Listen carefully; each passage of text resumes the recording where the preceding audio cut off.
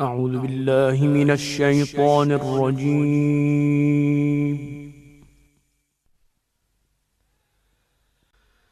بسم الله الرحمن الرحيم.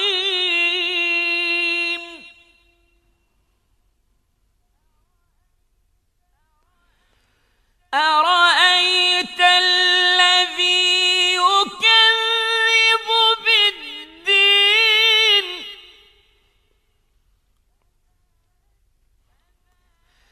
فذلك الذي يدع اليتيم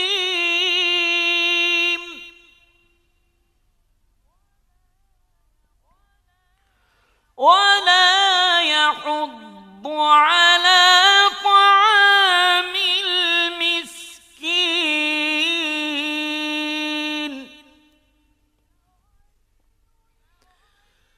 فويل للمصلين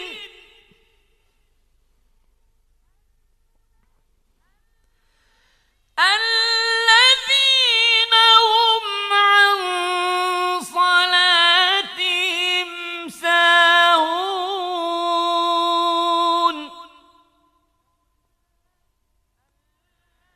الذين هم يراءون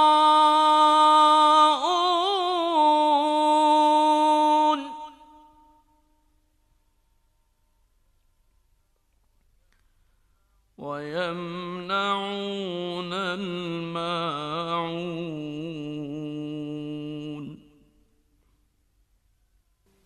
صدق الله العليم.